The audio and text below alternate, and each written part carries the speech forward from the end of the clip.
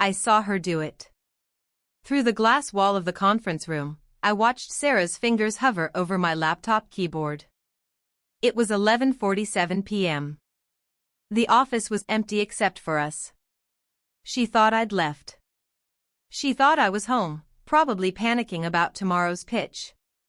But I was standing in the shadows near the water cooler, frozen, watching her delete everything I'd worked on for 3 months.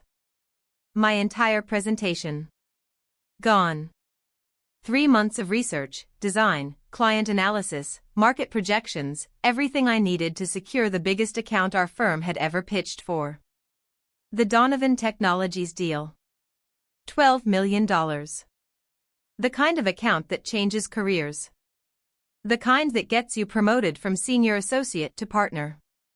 And Sarah knew that. She clicked through my folders methodically, like she'd planned this. Like she'd been thinking about it for weeks. Her face was calm. Almost peaceful. That's what made my stomach turn, the absolute serenity in her expression as she destroyed my work. I should have screamed. Should have run in there and stopped her. But something made me wait. Some instinct I didn't fully understand yet told me to stay quiet, stay hidden, and just watch. When she finished, she closed my laptop carefully, adjusted it so it sat exactly where I'd left it, and smoothed down her blazer. She checked her reflection in the dark window, fixed her hair, and smiled at herself. That smile. I'll never forget it. Then she walked out, heels clicking against the marble floor, humming something under her breath. She passed within 6 feet of me. I held my breath, pressed against the wall, praying she wouldn't look my way. She didn't. She was too pleased with herself. The elevator doors closed behind her, and I stood there in the darkness, shaking. If you're enjoying this so far, don't forget to like the video and watch till the end. I'd love to hear your thoughts. Let me back up. Let me tell you how we got here. Because this didn't start the night before the pitch. This started 6 months ago, the day Sarah transferred to our division. I'm Emma. Emma Chen. I'd been with Morrison Associates for 4 years, worked my way up from junior analyst to senior associate. I was good at my job. Actually, I was great at my job. Client retention rate of 94%. 3 major accounts closed in the last fiscal year alone. My performance reviews were flawless. Then Sarah arrived. Sarah Mitchell. Harvard MBA. Daughter of some retired CFO from a Fortune 500 company. She had the pedigree, the connections, the expensive suits that fit like they were painted on. She was beautiful in that intimidating way, tall, blonde, sharp cheekbones, ice blue eyes that never quite seemed warm even when she smiled. Everyone loved her immediately. Our managing director, Robert, practically fell over himself welcoming her. Gave her the office next to his. Took her to lunch her first day. Started CCing her on emails about accounts she had nothing to do with. I tried to be friendly. I really did. Her first week, I invited her to grab coffee. Showed her around the building, introduced her to people, explained our internal systems. She smiled and nodded and thanked me, but there was something off. Something I couldn't quite name. Her eyes would drift when I talked, like she was cataloging information rather than connecting. You've done really well here, she said that first week, stirring her latte. For years and already senior associate. That's impressive for someone without an Ivy League background. The way she said it. Like she was complimenting me and cutting me down simultaneously. Hard work pays off, I said, keeping my voice light. Of course. She smiled. Though I suppose having the right connections doesn't hurt either. I didn't have the right connections. She knew that. Everyone knew that. My parents owned a small restaurant in Queens. They'd worked 70-hour weeks to put me through state college. I got to Morrison Associates through scholarships, internships, and pulling all-nighters until my eyes bled. Every single thing I had, I'd earned. Sarah's path had been different. Smoother. Paved with family money and networking events at country clubs. But I didn't hold that against her. Not at first. The problem started small. A meeting I wasn't informed about. An email chain I was mysteriously left off of. Client notes that went missing from the shared drive. Little things. Things that could be explained as accidents or miscommunication. Then she started taking credit for my ideas. We'd be in a conference room with the team, discussing strategy, and I'd propose something, a new approach to client outreach, a creative solution to a budget problem, and Sarah would nod thoughtfully, let a few minutes pass, then rephrase exactly what I'd said as if she'd just thought of it herself. And people listened to her version. When I pointed it out once, gently, she looked at me with wide, innocent eyes. "Oh, Emma, I wasn't trying to take credit. I was just building on what you said. Isn't that how brainstorming works?"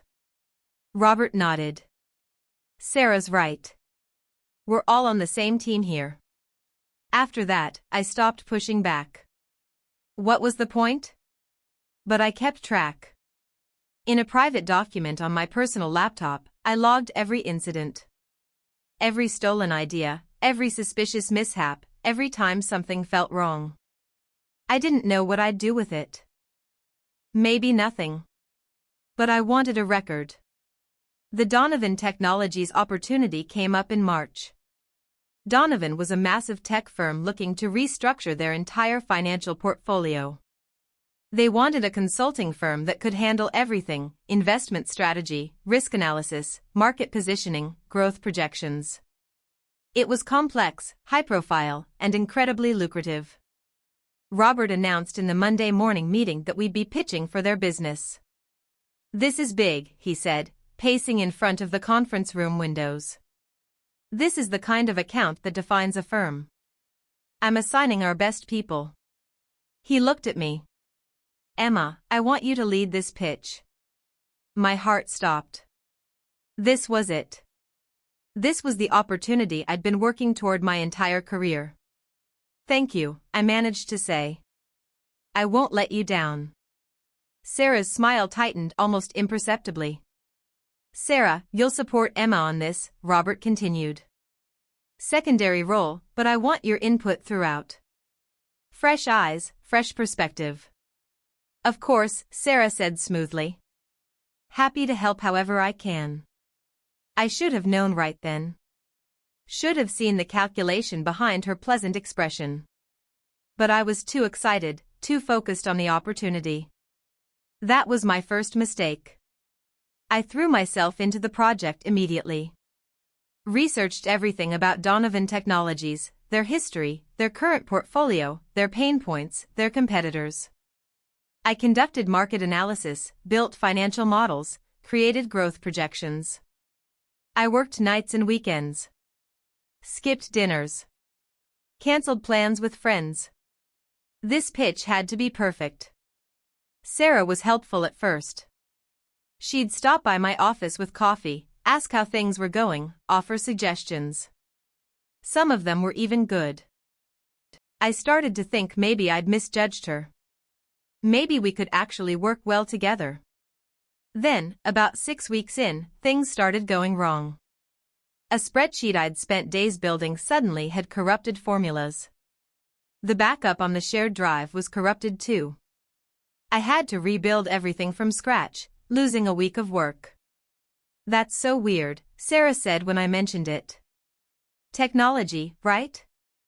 2 weeks later, a meeting I'd scheduled with Robert to review my progress got moved without anyone telling me.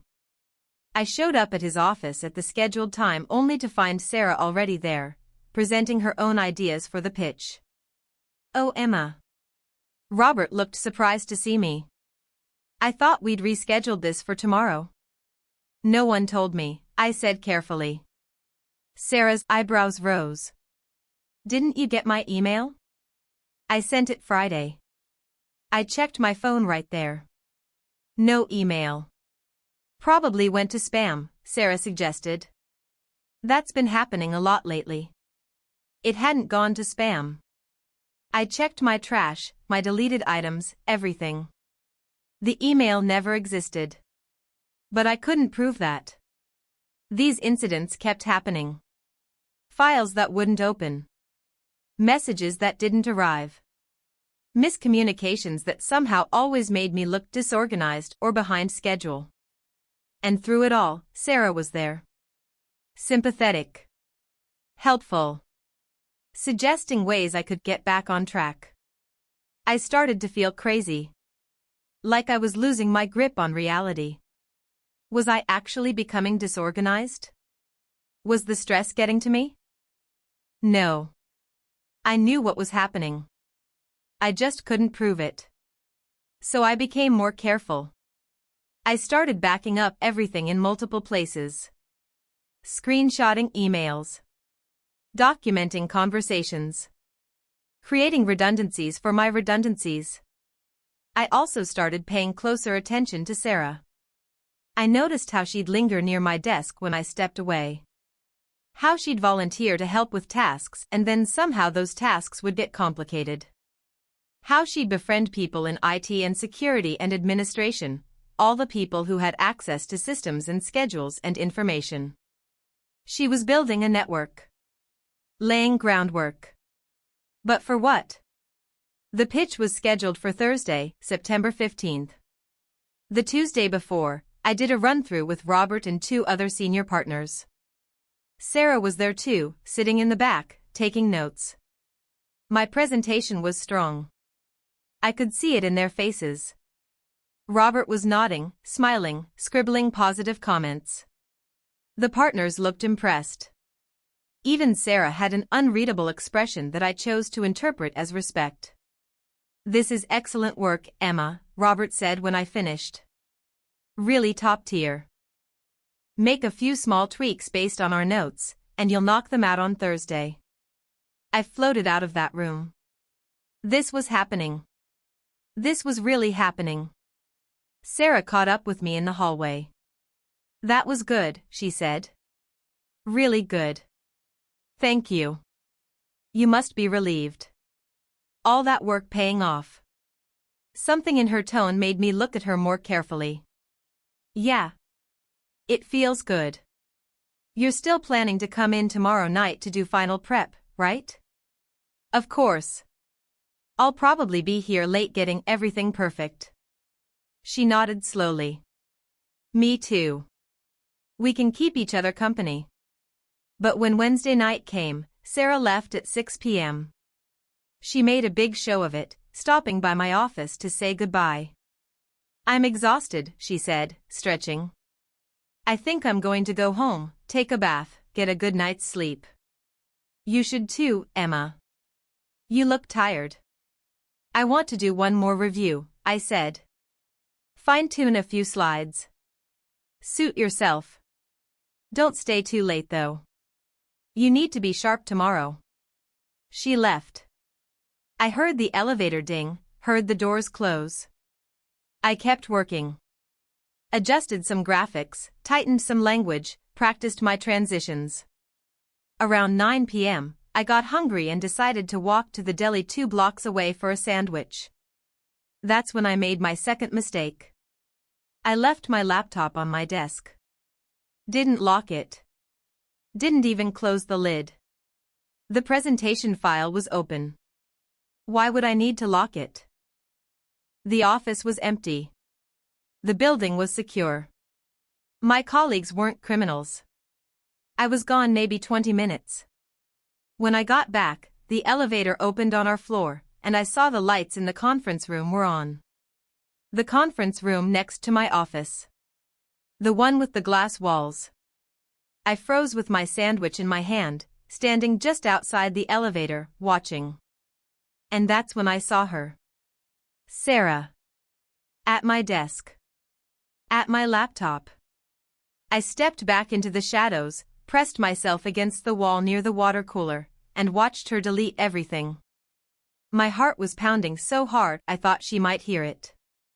My hands were shaking. Part of me wanted to scream, to rush in there, to grab her and demand to know what the hell she was doing. But another part of me, the calculating part, the part that had been documenting her behavior for months, told me to wait. So I did. I watched her finish.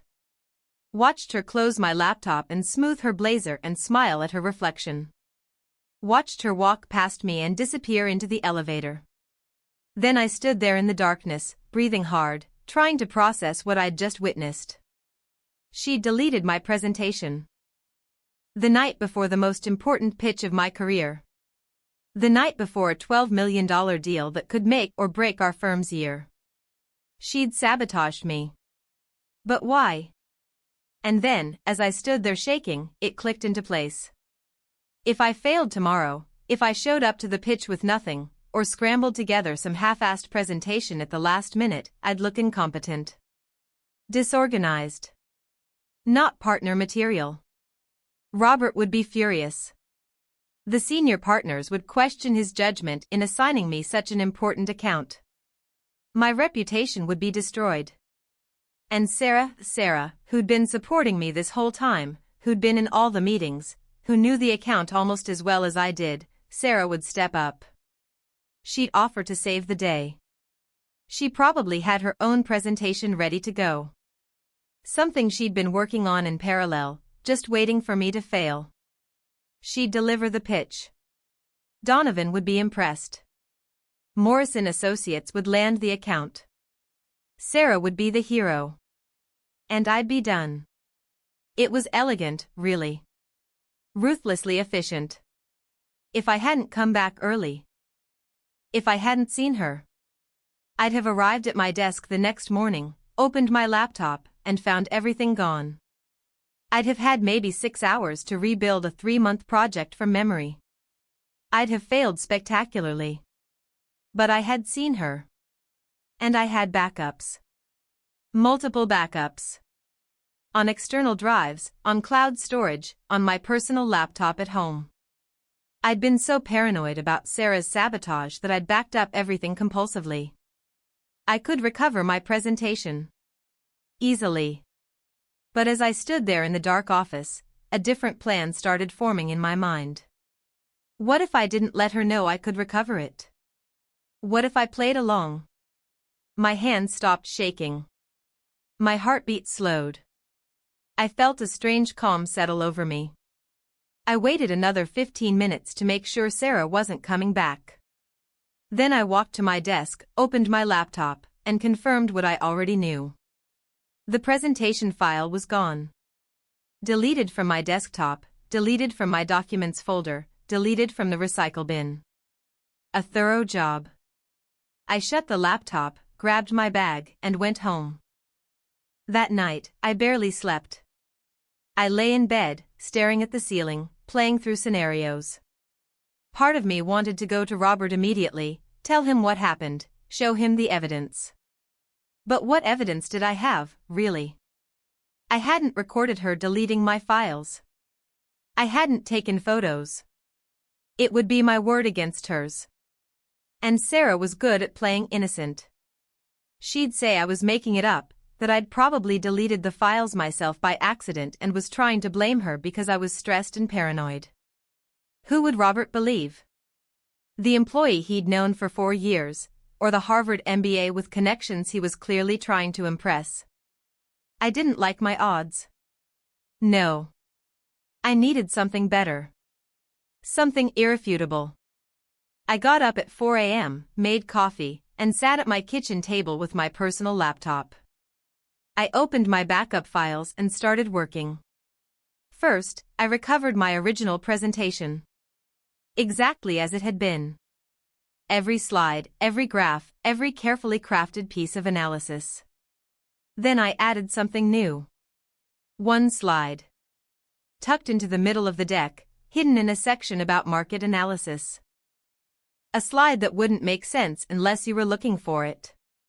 This slide contained screenshots. Emails. Documentation. Evidence of every single thing Sarah had done over the past 6 months. The stolen ideas, time-stamped and dated. The lost emails with metadata showing they'd never been sent. IT logs I'd obtained showing someone accessing my computer remotely, traced back to Sarah's login credentials. Calendar notifications showing meetings moved without my authorization, again from her account. I'd been collecting this information for months, not really knowing what I'd do with it. Now I knew. But I didn't just dump it all on one slide. That would be clumsy, defensive. Instead, I crafted it carefully. Made it look like a case study. Like I was demonstrating our firm's attention to detail and ability to uncover hidden patterns. The slide was titled, Risk Analysis, Identifying Internal Threats to Project Success. It looked professional. Analytical. Like part of the presentation. But anyone who read it carefully would understand exactly what they were looking at. By 6 a.m., I was done. I'd rebuilt my presentation with the new edition, and I'd rehearsed it until I could deliver every line in my sleep. Then I made myself breakfast, got dressed in my best suit, and headed to the office. I arrived at 7:30. The office was mostly empty. I went straight to my desk, opened my laptop, and let out a carefully practiced gasp of shock. No. No, no, no, no, no. I clicked around frantically, checking folders, opening the recycle bin. Anyone watching would have seen exactly what they expected to see, a panicked employee discovering a catastrophic loss of data. I pulled out my phone and called Robert. He answered on the third ring, groggy. Emma? It's 7:30. What's wrong? Robert, something happened. My presentation. The entire file is gone. What? I don't know how. I was here late last night working on it, and this morning it's deleted. Everything. 3 months of work. There was a long pause. I could hear him breathing, processing. How is that possible? Don't you have backups? Yes. I should. I do.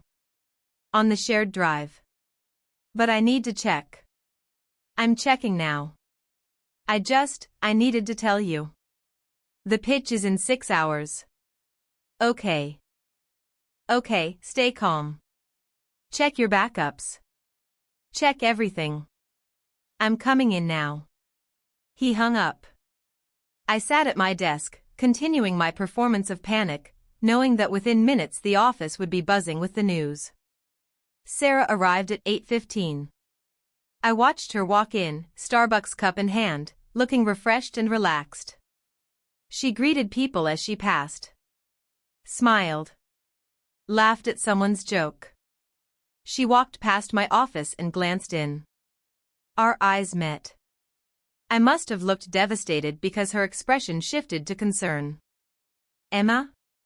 Are you okay? I shook my head, not trusting my voice. She came into my office, closed the door behind her. What's wrong? My presentation. It's gone. Her eyes widened. Perfect surprise. If I hadn't watched her delete it herself, I'd have believed her shock was genuine. Gone? What do you mean gone? Deleted. Somehow. I don't know how. I was here late last night, and this morning when I opened my laptop, everything was just gone. She sat down in my visitor chair, leaning forward. Emma, that's terrible. Did you check your backups? I'm checking now. The shared drive versions are corrupted. I don't understand how this happened. Could it be a virus? Malware? Maybe. I don't know. Robert's on his way in. We need to figure out what to do. The pitch is at 2 p.m. Sarah was quiet for a moment, her face thoughtful. Then she said, carefully, I've been sitting in on all the meetings. I know the account pretty well. If you can't recover the presentation, I could help you rebuild something. Or if necessary, I could deliver the pitch. There it was. The offer I'd known was coming. The reason for all of this. I looked at her, letting her see the fear and desperation in my face. "You'd do that?" "Of course. We're a team, right? The important thing is landing the account. We can figure out what happened to your files later." Thank you. Let me see what I can recover first." "But thank you." She nodded, stood up. "I'm here if you need me. Whatever happens, we'll get through this." She left my office, and I watched her walk back to her own desk.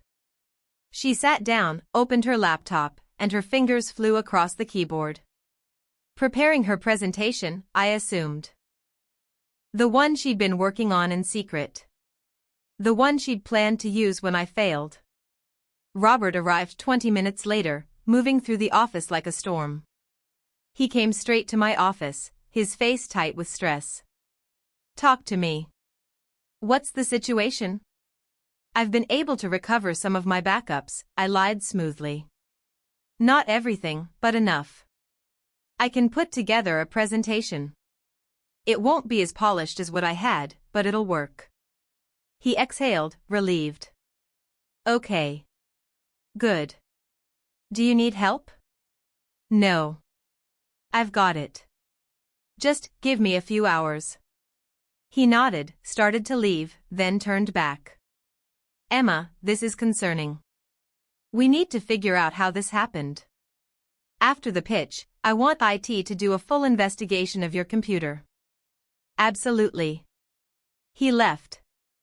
I closed my door and got to work.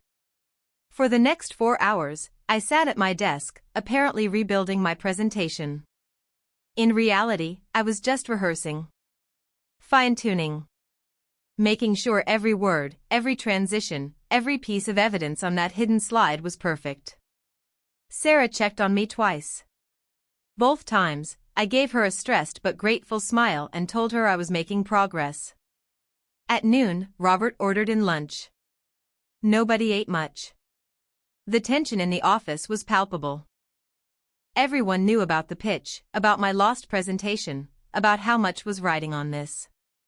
At 1 p.m., I sent my completed presentation to Robert with a message, "Ready." At 1:30, we gathered in the main conference room.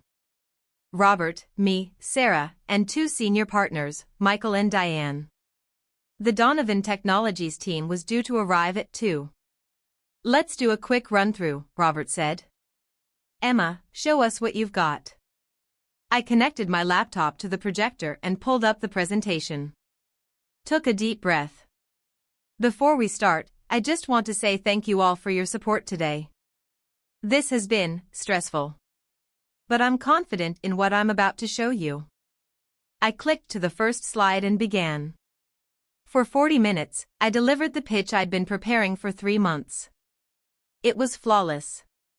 Every argument was clear, every financial projection was sound, every solution I proposed was backed by solid data. I watched their faces as I presented. Robert was nodding, pleased. Michael and Diane were engaged, asking smart questions. Sarah sat in the back, her expression neutral. And then I reached the slide. The special one.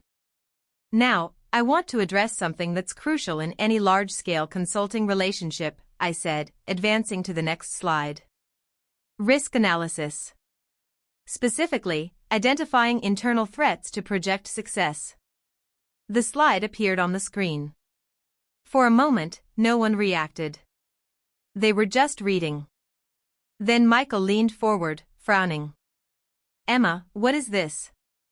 "This is a documentation of attempted sabotage," I said calmly. "Over the past 6 months, someone in this office has been systematically undermining my work on this project. Deleting files, corrupting data, stealing ideas, creating miscommunications. I've been documenting everything." The room went silent. Robert stood up, moving closer to the screen. These are internal emails. Calendar logs. IT records. Yes. This shows someone accessing your computer remotely." He was reading the data, his face darkening. "Multiple times. Using He turned to look at the back of the room. Sarah's login credentials. Sarah had gone pale. I don't know what this is. Robert, I didn't, there's more, I said quietly. I clicked to the next slide. This email thread shows ideas I proposed in meetings being presented later as original concepts by someone else. With timestamps proving the sequence. Click. Another slide. This shows calendar invitations being modified without my knowledge. Meetings moved, reschedules that I was never informed about. Click. And this is from last night. IT security logs showing access to my laptop at 11:43 p.m. From this office. When I was supposedly gone for the day. I looked directly at Sarah. But I wasn't gone. I was here. And I saw you. The room exploded. Robert was demanding answers. Michael was examining the slides more closely. Diane was looking at Sarah with undisguised disgust. And Sarah was trying to explain, her voice rising. This is insane. Emma, you're clearly having some kind of breakdown. The stress of this project, I have witnesses, I said calmly. Building security has camera footage of you entering and exiting the office last night. At the exact times the IT logs show my computer being accessed. That was a bluff. I didn't actually know if the cameras had caught her. But I said it with such confidence that Sarah hesitated. I was here working late. That doesn't prove, then why did you delete my presentation? I didn't. Then why is it gone? Why did my files mysteriously disappear the night before the biggest pitch of the year, after you accessed my computer? Robert held up a hand. His face was red. I'd never seen him this angry. Sarah, step outside. Now. Wait in my office. Robert, please, you have to believe me, now. She left, her heels clicking rapidly as she fled the conference room. The door closed behind her. Robert turned to me. His expression was complicated, anger, confusion, concern. Emma, this is extremely serious. If what you're showing me is accurate, it's all verifiable, I said. Every single piece. I wouldn't have included it otherwise. He nodded slowly. We'll need to investigate. Fully. But right now, we have a pitch to deliver. Are you ready for that? I smiled. I'm ready. The Donovan Technologies team arrived 10 minutes later. 4 executives, led by their CEO, Marcus Donovan himself. Mid-50s, sharp-eyed, the kind of man who'd built a billion-dollar company from nothing. We did the introductions, the pleasantries, the small talk. My hands were steady. My voice was clear. Then I delivered my presentation. It was the best work I'd ever done. 3 months of research, analysis, strategy, and passion poured into 60 slides and 45 minutes of presenting. I didn't mention the sabotage, didn't mention the drama. That was internal. For the clients, I was just a consultant with a brilliant pitch. When I finished, Marcus Donovan was leaning back in his chair, nodding slowly. That was impressive, he said. Really impressive. You've clearly done your homework. Thank you. I have one question though.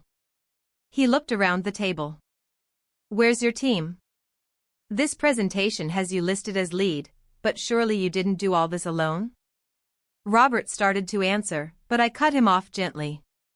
I did have support from colleagues. However, I believe leadership means taking full responsibility for the work. This project was my vision, and I wanted to present it myself. Marcus smiled. I like that. Accountability. That's rare. We talked for another 30 minutes. Questions, clarifications, discussions of implementation. The other executives were engaged, positive. When they left, Marcus shook my hand. We'll be in touch shortly. But I'll tell you now, Emma, this was exactly what we were looking for. The door closed behind them. I stood there, still holding my laser pointer, feeling like I might collapse. Robert looked at me. That was extraordinary. Under the circumstances especially. You showed real composure. Thank you. Now we need to deal with the other situation. His jaw tightened. Wait here. He left. Michael and Diane stayed with me. We didn't talk much. Just waited. 20 minutes later, Robert returned with Sarah walking stiffly behind him. Her face was blotchy, mascara smudged. Behind them was Jerry from IT and Carol from HR. Sit down, Sarah, Robert said. She sat. She wouldn't look at me. Jerry opened his laptop. I've done a preliminary investigation based on Emma's documentation. The logs are accurate. Sarah's credentials were used to access Emma's computer remotely on 17 separate occasions over the past 3 months. Including last night at 11:43 p.m. That doesn't mean I did it, Sarah said weakly. Someone could have used my login. Your password was changed 6 weeks ago, Jerry continued. Only you knew the new password. And we have additional evidence. Your office computer shows you were working on a separate presentation for Donovan Technologies. A presentation you never shared with the team or registered in our project management system. He turned the laptop around so everyone could see. On the screen was a presentation file titled DT_pitch_SM_final. Sarah's presentation. Her secret backup plan. You were planning to undermine Emma and take over the pitch, Robert said. His voice was quiet but cold. That's sabotage. That's theft of company resources. That's gross misconduct. I was just preparing to help if something went wrong. Something went wrong because you made it go wrong. Carol from HR spoke up. Sarah, we're going to need to review all of this formally. But based on what I'm seeing, this is a terminable offense. Multiple terminable offenses, actually. Sarah's face crumpled. No. Please. I made a mistake. I was just trying to prove myself. Robert, you know my father. Your father has nothing to do with this. Robert stood up. Gather your things. Carol will escort you. You're suspended pending a full investigation, but I'll tell you now, I don't see how this ends any other way than with your termination. Sarah turned to me, her eyes desperate. Emma, please. Tell them this is all a misunderstanding. Tell them you made a mistake. I looked at her. This woman who'd smiled to my face while sabotaging me for 6 months. Who'd tried to destroy my career to advance her own. Who'd almost succeeded. You deleted my work, I said quietly. You tried to ruin me. The only mistake I made was not seeing who you really were sooner. She started crying. Actual tears. But I felt nothing. Carol stood up. Come on, Sarah. Let's get your things. They left together, Sarah stumbling in her heels, her perfect composure finally shattered. The conference room was quiet. Robert sat down heavily. Emma, I owe you an apology. You didn't know, I should have seen the signs. I should have paid more attention. When you mentioned problems, miscommunications, I dismissed it as normal workplace friction. I should have investigated. It's okay. It's not okay.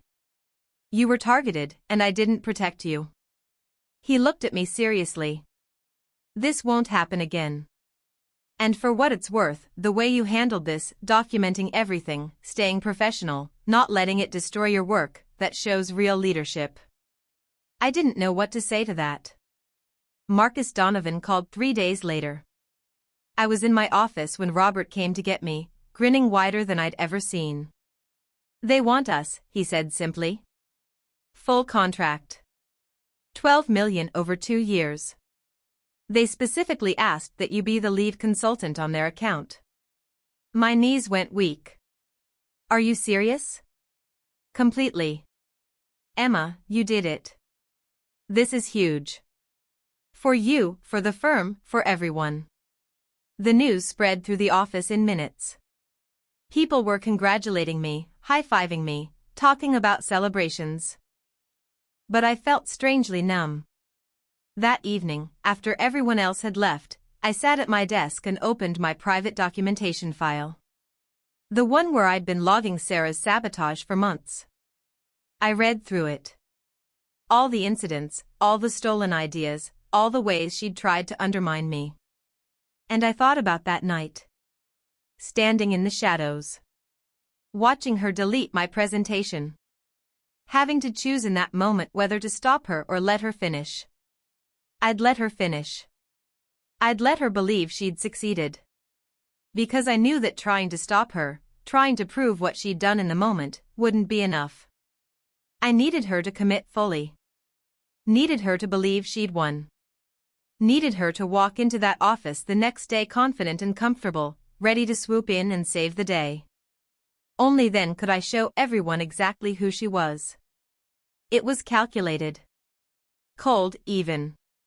But effective. Sarah was fired officially the following week. The investigation confirmed everything. She was escorted from the building with security, her office packed into boxes, her ID badge deactivated. I didn't watch her go. I was in a meeting with the Donovan team, starting the real work. A month later, Robert called me into his office. "Close the door," he said. I sat down, nervous. Even after everything, I couldn't quite shake the fear that somehow this would all fall apart. "I've been talking with the senior partners," he said. "About your future here." My heart started pounding. "Emma, we'd like to offer you a junior partnership. Effective immediately." I stared at him. A partnership? The Donovan account pushed it forward, but honestly, this was coming anyway. "Your work has been exceptional. And the way you handled the Sarah situation, that showed us you have the judgment and composure we need in a partner." I don't know what to say. "Say yes." He smiled. "You've earned this. Multiple times over." I said yes. The announcement was made that afternoon. Junior partner at 29. The youngest in the firm's history. People congratulated me. Took me out for drinks. Talked about how inspiring it was. But that night, alone in my apartment, I sat on my couch with a glass of wine and thought about everything that had happened. Sarah had tried to destroy me. And in a way, she'd almost succeeded. If I hadn't caught her that night, if I hadn't seen her delete my files, I would have failed. My reputation would have been ruined. She would have gotten exactly what she wanted. But I had caught her. And I'd turned her sabotage into evidence. Used her own actions against her. Was that wrong? I didn't think so. But it didn't feel purely right either. I'd manipulated the situation. Let her think she'd won. Set a trap and watched her walk into it. That's not who I'd been when I started at Morrison Associates. For years ago, I'd been hopeful, trusting, maybe a little naive. I'd believed that hard work and integrity were enough. That talent would be recognized. That people were fundamentally good. Sarah had taught me different. The world wasn't fair. People would smile at you while sharpening knives behind their backs. And sometimes, to survive, you had to be willing to sharpen your own knife first. I sipped my wine and stared out at the city lights. Was I proud of who I'd become? I wasn't sure. But I was still standing. And Sarah wasn't. Maybe that was enough. The next few months were a whirlwind. The Donovan account was massive, complex, exactly the kind of challenge I'd always wanted. I assembled a team, delegated responsibilities, managed timelines. My first real test as a partner. And I was good at it. Really good. The junior associates who worked under me were sharp, dedicated. I made sure to mentor them properly, to give credit where it was due, to create the kind of environment I'd wished for when I was starting out. No one on my team would ever feel the way Sarah had made me feel. But I was also careful. Vigilant. I watched for signs of sabotage, of resentment, of ambition that crossed into cruelty. I kept detailed records of everything.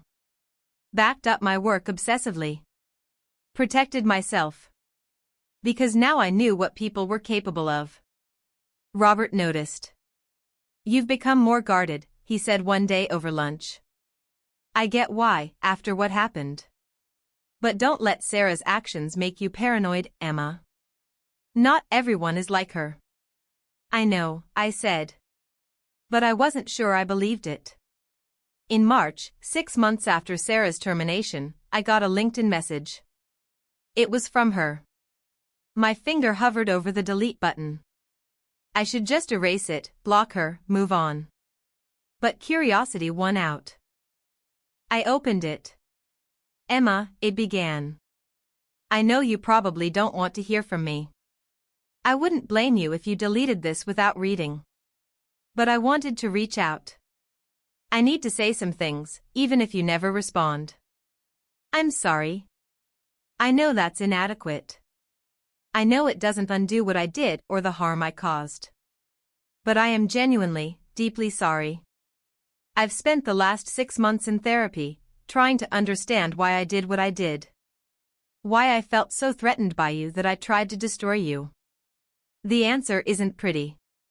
It's about insecurity, about feeling like I had to prove I deserved to be there because of who I am, not just who my family is. About seeing your success and feeling like it diminished mine. None of that excuses my behavior. Nothing excuses it. I lost my job, my reputation, and my self-respect. I deserved all of that. But I also lost the chance to learn from someone I should have admired instead of resented. You were everything I pretended to be. Skilled, hardworking, genuine. And instead of trying to be better, I tried to tear you down.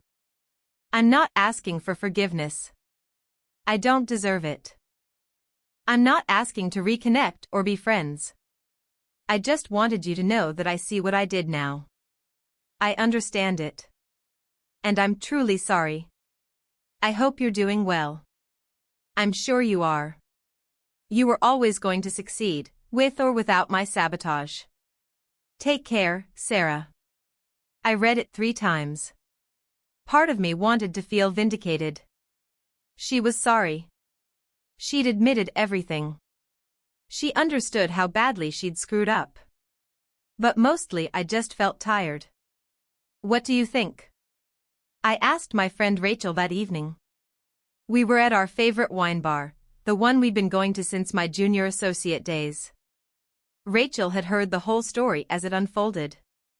She'd been my sounding board, my support system, the person who kept me sane when I thought I was losing my mind. "I think," Rachel said carefully, "that people do change. Sometimes. If they want to badly enough." "So you think her apology is genuine?" "I think it could be. But that's not really the question, is it? The question is whether it matters." I swirled my wine. "What do you mean?" "I mean, whether Sarah is genuinely sorry or not doesn't change what happened. It doesn't undo the damage. It doesn't mean you owe her forgiveness or reconciliation or anything else." Rachel leaned forward. "Emma, you won. You survived her attempts to destroy you, you succeeded anyway, and she lost everything. You have every right to never think about her again. But I also think holding on to anger forever will hurt you more than it hurts her. At some point, for your own peace, you might want to let it go. Not for her sake. For yours." I thought about that for a long time. 3 days later, I replied to Sarah's message. "Sarah, I received your apology. I appreciate you taking the time to write it. I believe you when you say you're sorry, and I hope therapy is helping you understand your patterns and behaviors. However, I'm not ready to forgive you. Maybe someday, but not now. What you did was deeply harmful, not just professionally but personally. You made me doubt myself, question my sanity, and fundamentally changed how I view workplace relationships. I hope you find peace and growth. But I need you to understand that your apology, while noted, doesn't obligate me to absolve you or welcome you back into my life in any capacity. I wish you well from a distance. Please don't contact me again. Emma. I hit send before I could second-guess myself. Her response came an hour later. Just 2 words, I understand.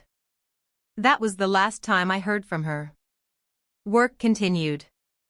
The Donovan account flourished. Our 6-month review exceeded all their expectations, and they expanded the contract. Robert pulled me aside after the review meeting. You know what the best part of this is? Donovan specifically said they chose to expand because of you. Your leadership, your insight, your integrity. That's what they valued. Integrity. The word felt heavy. Did I still have integrity? After everything I'd done to Sarah? I'd documented her crimes, yes. But I'd also set a trap. Let her think she'd won so I could expose her more completely. Was that integrity, or was it revenge dressed up in professional language? I asked Rachel about it that weekend. We were walking through Central Park, enjoying the spring weather. You keep second-guessing yourself, Rachel observed. Why? Because I'm not sure my motives were pure. Yes, I exposed her sabotage. But I also enjoyed it. Watching her realize she'd been caught, seeing her fall apart, there was a part of me that felt satisfied. Is that wrong? Rachel stopped walking, turned to face me. Emma, she tried to destroy your career. She spent 6 months systematically undermining you, stealing from you, lying about you. You had every right to feel satisfied when she faced consequences. But the way I did it, the way you did it was smart.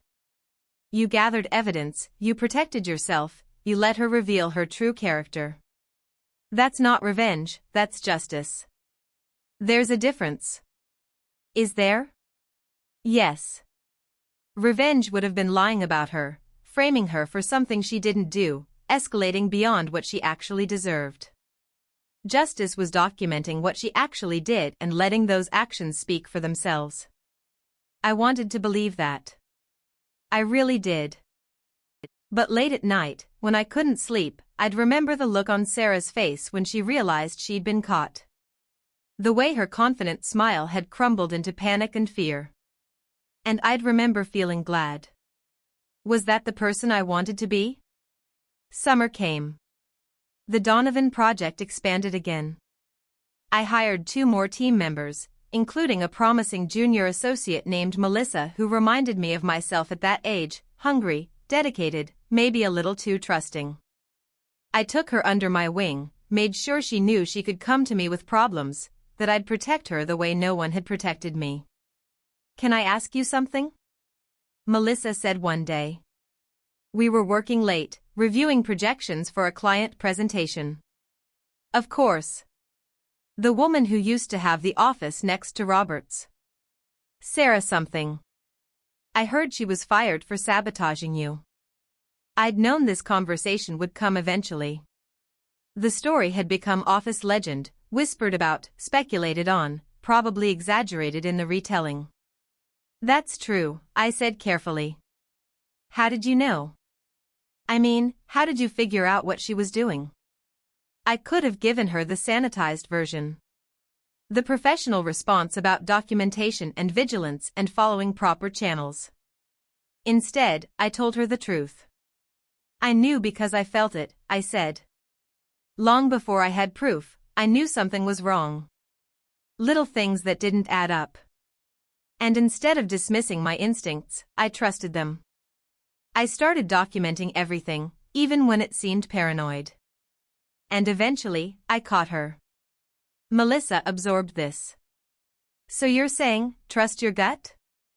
I'm saying trust your gut, but verify everything. Feelings aren't enough.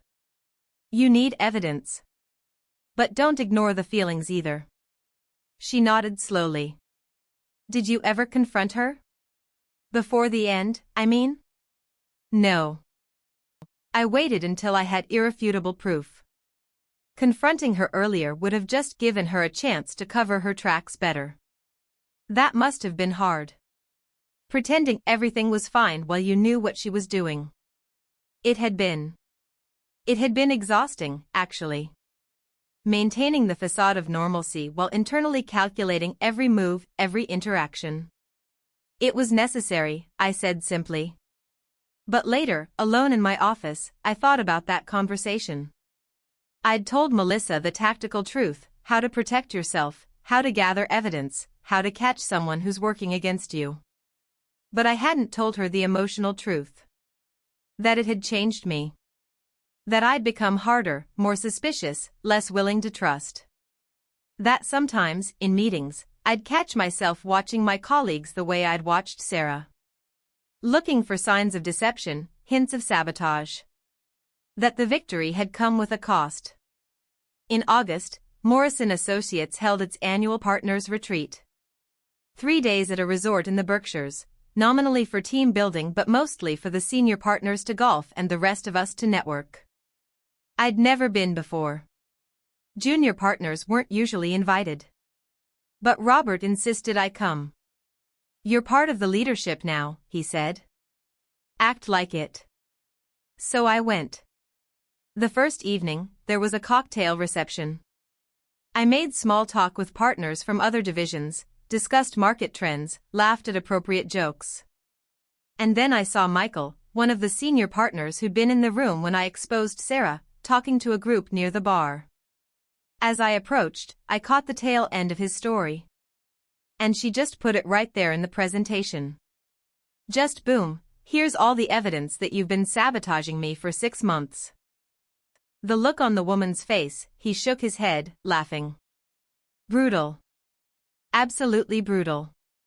But brilliant. He was telling my story. Making it entertaining for the audience. Emma. He spotted me and waved me over. We were just talking about the Sarah situation. That was some masterclass level strategic thinking. Where did you learn to do that? Everyone was looking at me, smiling, clearly impressed by the tale of corporate intrigue and revenge. I felt sick. Excuse me, I managed.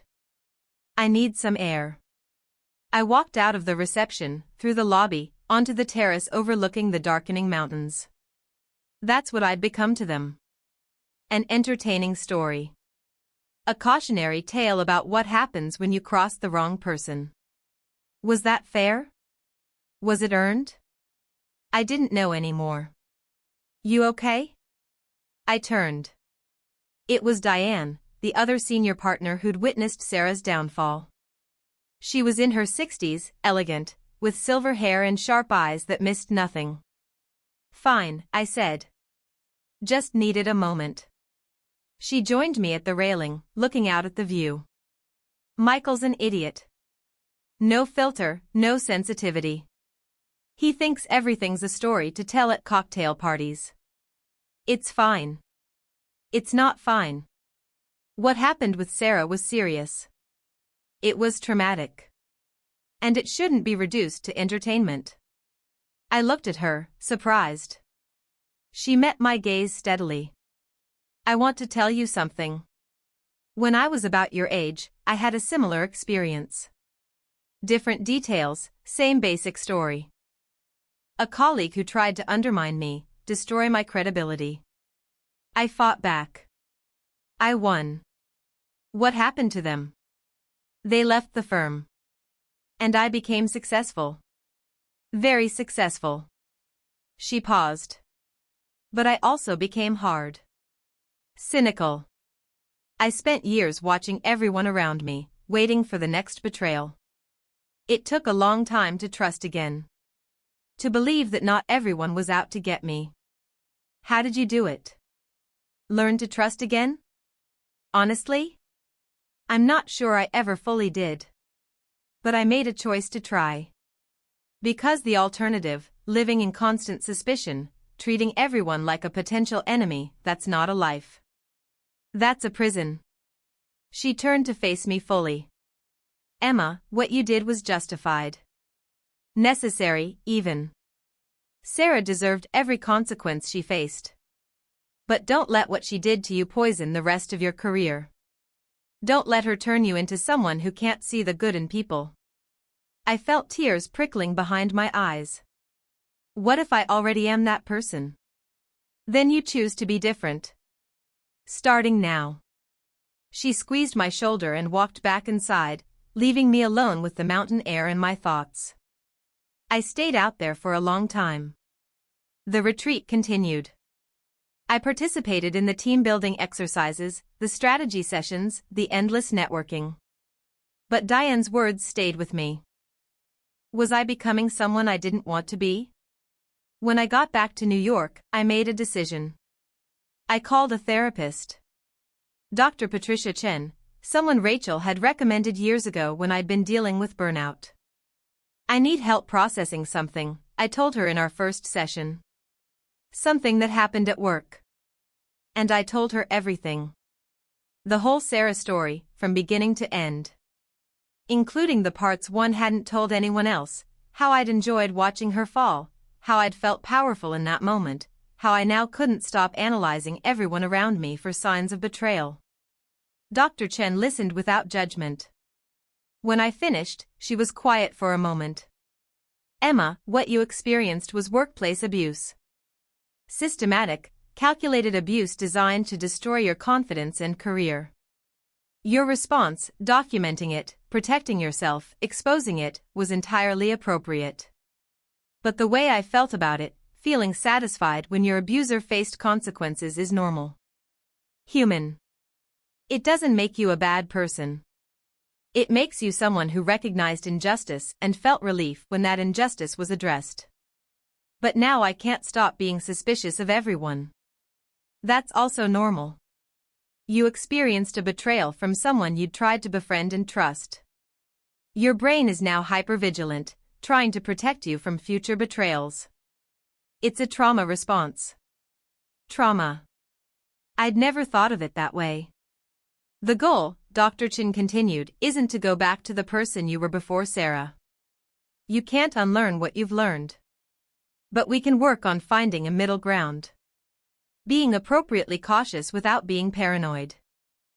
Protecting yourself without closing yourself off from genuine connection.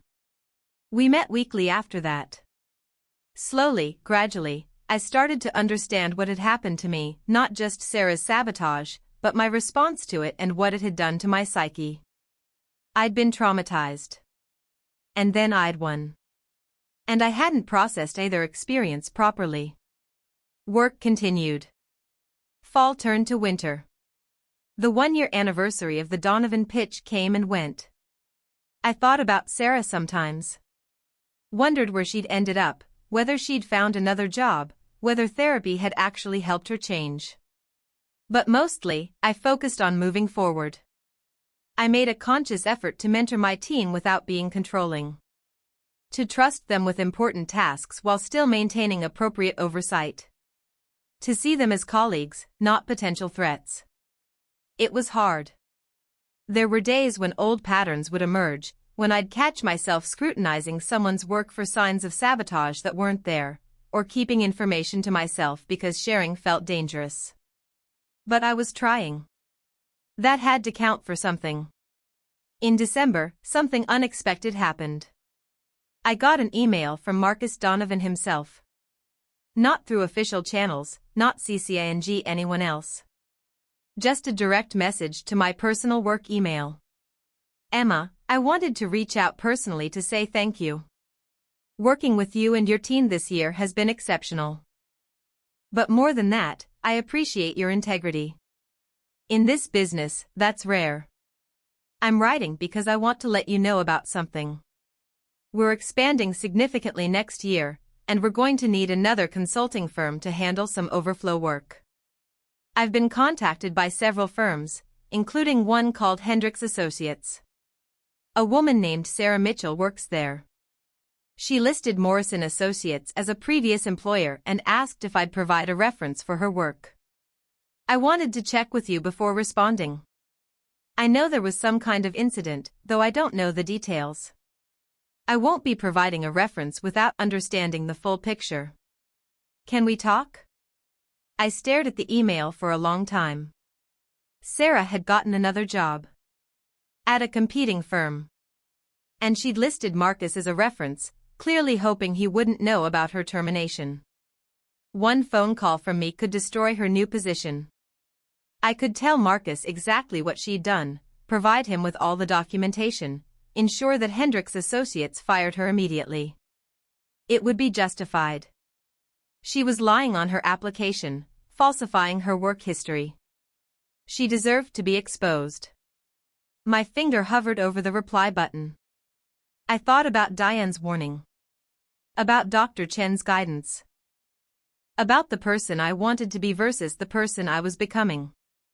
And I thought about Sarah's apology. I understand it. And I'm truly sorry. Did I believe she'd changed? Did it matter? I called Rachel. Tell me what to do, I said. I can't tell you what to do. But I can ask you what you want to happen here. I stopped. What did I want? Revenge? I'd already gotten that.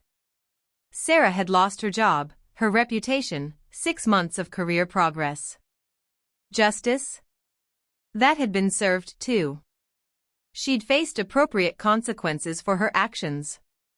So what did I want now? I want to move on, I said slowly. I want this to be over. Then you know what to do. I called Marcus the next day. Thank you for reaching out, I said. I appreciate you checking with me before providing a reference. Of course. So, what can you tell me about Sarah Mitchell? I took a deep breath. Sarah and I had a professional conflict while she was at Morrison. She's no longer with the firm. I can't provide specifics, HR confidentiality, but I can say that our working relationship was problematic. Problematic how? Marcus, I'll be direct. If you're asking whether I'd recommend working with her, my answer is no. But I'm also biased because of our history. I'd suggest you do your own due diligence. Call Hendricks, verify her credentials, maybe speak to some of her other references. There was a pause. You're being very diplomatic. I'm trying to be fair. Emma, I've been in business for 30 years. I know what HR confidentiality and problematic working relationship mean. You're telling me she did something serious enough to get fired without actually saying it. I'm telling you to be careful.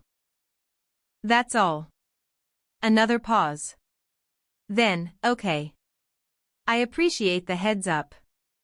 And I appreciate that you didn't just bury her completely, even though I suspect you could have. After we hung up, I sat at my desk feeling strange. Not quite relief, not quite regret. I'd given Sarah a chance. Sort of. I hadn't explicitly detailed what she'd done, but I'd warned Marcus enough that he'd be cautious. What he did with that information was up to him. 2 weeks later, I heard through the grapevine that Hendricks Associates had withdrawn their pitch to Donovan. No explanation given. I didn't know if that meant Sarah had been fired, or if the firm had just decided not to pursue the account, or if Marcus had simply chosen not to work with them. I didn't ask. It wasn't my business anymore. The holidays came. The office shut down for 2 weeks. I went home to visit my parents in Queens. They were so proud of me. Junior partner at 29. Working with major clients. Making more money than they'd ever dreamed of. My mother kept touching my face, like she couldn't quite believe I was real. My Emma. So successful. I'm lucky, Mom. Not lucky. Smart. Hardworking. Like us, but with more opportunities. My father was quieter, but I caught him watching me with this expression of profound satisfaction. Their sacrifices, had meant something. Their daughter was successful. I didn't tell them about Sarah. About the sabotage, the betrayal, the way I'd trapped her and watched her fall. They didn't need to know that part of the story. They just needed to know I was okay. And I was. Mostly. New Year's Eve, I stayed up late in my childhood bedroom, looking at the same ceiling I'd stared at as a teenager, dreaming about my future. I'd achieved everything I'd wanted. Partnership at a prestigious firm. Major clients. Financial security. Professional respect. So why did I still feel hollow sometimes? Dr. Chen had warned me about this. Success doesn't heal trauma, she'd said. You can't achieve your way out of emotional damage. You have to actually process it. I was trying. But it was slow. Harder than any client pitch or financial analysis I'd ever done. January brought a new year and new challenges. The Donovan account continued to grow. I brought in 2 more major clients. Robert started talking about full partnership, not just junior level. And slowly, carefully, I started to let my guard down. Not completely, I still documented everything, still backed up my work obsessively. But I stopped treating every colleague like a potential enemy. Melissa, my mentee, was thriving. She reminded me more and more of who I'd been before Sarah, hopeful, trusting, believing in meritocracy. I wanted to protect that innocence. But I also knew I couldn't. Eventually, she'd face her own betrayals, her own Sarah. Everyone did. All I could do was prepare her. Teach her to document, to trust her instincts, to protect herself while remaining open to genuine connection. It's a balance, I told her one day. Being smart without being cynical. Protecting yourself without building walls so high that nobody can reach you. Have you figured out that balance? I smiled. I'm working on it. In March, Morrison Associates held a women's leadership panel. I was asked to speak, along with Diane and 2 other female partners. The topic, navigating workplace challenges. I knew they wanted me to talk about Sarah. It was the obvious story, the dramatic example of overcoming adversity. But as I sat on that stage, looking at an audience full of young women starting their careers, I realized I didn't want to tell that story the way Michael had told it at the retreat. Not as a triumph. Not as entertainment. When my turn came, I took a deep breath. I want to talk about betrayal, I said. Professional betrayal, specifically. How to recognize it, how to document it, and how to survive it. I told them about Sarah. Not the salacious details, but the patterns. How small incidents can add up. How intuition matters. How documentation can save your career. But then I said something I hadn't planned. Here's what they don't tell you about winning these situations. You can expose the person who hurt you. You can watch them face consequences. You can succeed despite their attempts to destroy you. And you'll still be changed by the experience. You'll still carry the weight of that betrayal. The question is, how much weight are you willing to carry? The room was silent. I won, I continued. Completely, definitively won. But I also lost something in the process. I lost the ability to trust easily. I lost a certain lightness, a certain optimism about human nature. Those things matter. Those things have value. And I'm still figuring out how to get them back. After the panel, several women came up to me. Some shared their own stories of workplace sabotage. Others thanked me for the honesty about the emotional cost. One woman, probably in her early 20s, asked, "Do you regret how you handled it? Knowing what you know now about how it changed you?" I thought carefully before answering. "No," I said finally. "I did what I had to do." She would have destroyed my career if I hadn't stopped her. But I wish I'd gotten help processing it sooner. I wish I hadn't tried to just power through the trauma and pretend I was fine. That's the part I'd change, not the tactics, but the aftermath. She nodded slowly. Thank you. That's really helpful. Walking out of that event, I felt something I hadn't felt in a long time. Peace. Not because everything was resolved. Not because the hurt was gone. But because I'd finally been honest about it, not just what happened, but what it had cost me. And maybe that was the real lesson from the whole Sarah situation. Not that you need to document everything and protect yourself, though you do. Not that bad people sometimes look like good people, though they do. But that winning doesn't mean you're undamaged. Success doesn't equal healing. You can destroy your enemy and still need therapy. That night, I had dinner with Rachel. I'm proud of you, she said. The way you talked about it today, that took courage. I'm tired of pretending it didn't hurt. That I didn't change. You did change. But maybe not entirely for the worse. You're more careful now, yes. But you're also more empathetic. You mentor your team in ways you weren't mentored. You see people who are struggling because you've been there. I guess. Emma, you turned your trauma into wisdom. That's not nothing. Maybe she was right. April marked 18 months since Sarah's termination. I'd stopped thinking about her regularly. She was no longer the first thing on my mind when I woke up or the last thing before sleep. Progress. Then, on a Tuesday morning, I got another LinkedIn message. Not from Sarah this time. From a woman named Jennifer Torres. Ms. Chen, I hope you don't mind me reaching out. I'm a junior associate at Hendricks Associates. I work with Sarah Mitchell. I know you two have history, and I need some advice. I think she's doing to me what she did to you. I don't know who else to ask. Please, if you have time, could we talk? I stared at the message for a long time. Sarah hadn't changed. She'd just found a new target. Part of me wanted to ignore it. This wasn't my problem anymore.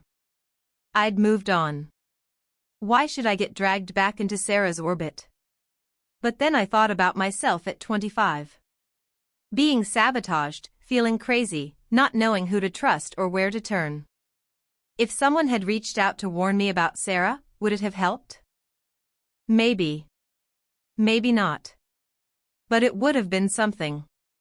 I wrote back, I'm willing to talk. Can you meet for coffee this Saturday? Saturday came. I arrived at the coffee shop early, ordered a latte, found a quiet table in the back. Jennifer Torres arrived exactly on time. She was young, maybe 24, with dark hair pulled back in a tight bun and nervous energy radiating off her in waves. Thank you so much for meeting me, she said, sitting down. I know this is probably the last thing you want to deal with. Tell me what's happening. And she did. The story was eerily familiar. Ideas being taken credit for. Files mysteriously corrupting. Miscommunications that only seemed to affect her work. And Sarah, always there with a sympathetic smile and an offer to help. I tried to brush it off at first, Jennifer said. Told myself I was being paranoid. But then I started documenting things, just in case. And the patterns, they're undeniable. She pulled out her phone, showed me screenshots, emails, logs. My stomach tightened. It was exactly what Sarah had done to me. The same playbook, just a different victim. Have you told anyone at your firm? I'm scared to. Sarah's very close with the managing partner. They go to the same country club, their families know each other. I'm just a junior associate. Who's going to believe me? I knew that feeling. The isolation, the fear, the sense that no one would take your side. Jennifer, I'm going to tell you what I wish someone had told me. First, keep documenting everything. Every incident, every conversation, every suspicious event. Timestamps, witnesses if possible, screenshots, all of it. She nodded, taking notes. Second, back up your work in multiple places. Cloud storage that she can't access, personal devices, physical drives. Never rely on company systems alone. Okay. Third, consider installing security software on your work computer that logs access attempts. There are programs that can track if someone's accessing your files remotely. Is that legal? Check your company's IT policy. But usually yes, it's legal to monitor your own devices. She was writing frantically. What else? I hesitated. This was the hard part. The part that had cost me something. When you have enough evidence, you're going to have to make a choice. You can go to HR and hope they believe you. You can go to the managing partner despite Sarah's connection and hope they take you seriously. Or you can do what I did. What did you do? I told her. About the presentation, about catching Sarah in the act, about the hidden slide that exposed everything in front of witnesses who couldn't deny what they were seeing. You set a trap, Jennifer said slowly.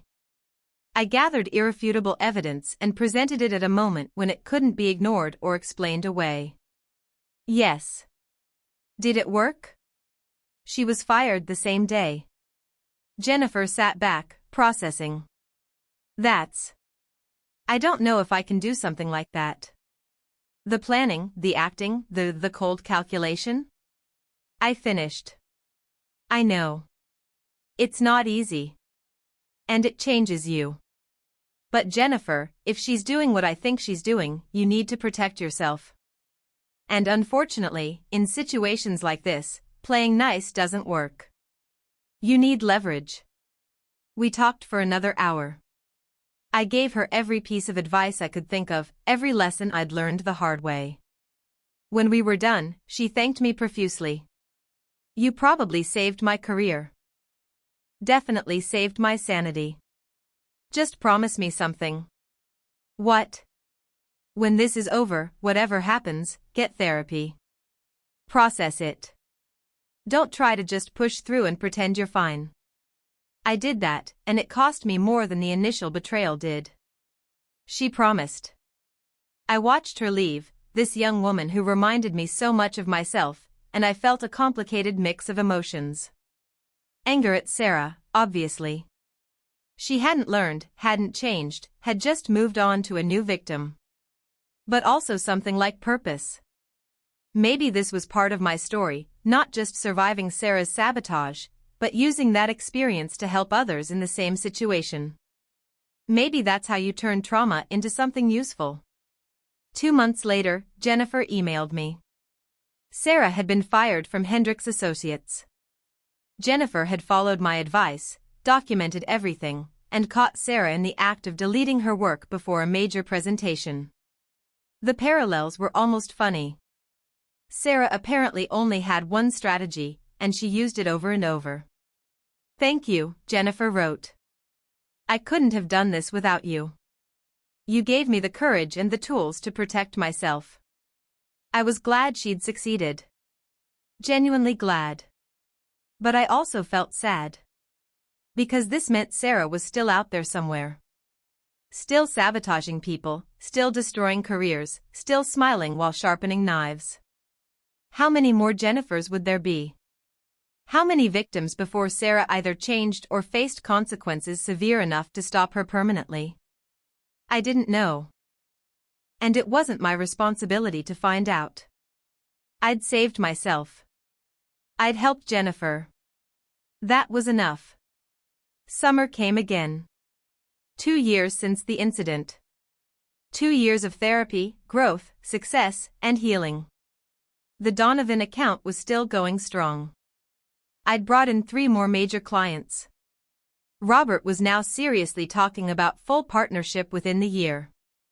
My team was thriving. Melissa had been promoted. 2 other junior associates I'd mentored were taking on bigger responsibilities. I was building something. Not just a career, but a culture. A team where people could trust each other, where sabotage wasn't tolerated, where talent was recognized and rewarded. The office I'd wished for when I was starting out. One evening, working late, I found myself thinking about Sarah again. Not with anger this time. More like curiosity. Where was she now? Had she finally faced enough consequences to change? Or was she at another firm, targeting another victim? I pulled up LinkedIn, something I hadn't done in months. Sarah's profile was still there. Her employment history now showed 3 firms in 2 years. Each position lasting only 6 to 8 months. That told a story. Either she was job hopping by choice, or she kept getting fired. Given what I knew about her patterns, I suspected the latter. She was burning through opportunities, one firm at a time. Eventually, the pattern would become obvious. Eventually, references would catch up with her. Eventually, she'd run out of second chances. Or maybe she'd finally hit rock bottom hard enough to actually change. I hoped for the latter. Not for her sake, I didn't care about her comfort or happiness. But for the sake of all the potential future victims. I closed LinkedIn and went back to work. That was the last time I looked her up. In September, Morrison Associates celebrated its 50th anniversary. Big party, all the partners, major clients invited. I brought my parents. They'd never been to an event like this, black tie, champagne, orchestra, the works. My mother kept touching the crystal glasses like she was afraid they'd break. My father was overwhelmed by the marble and mahogany and sheer wealth on display.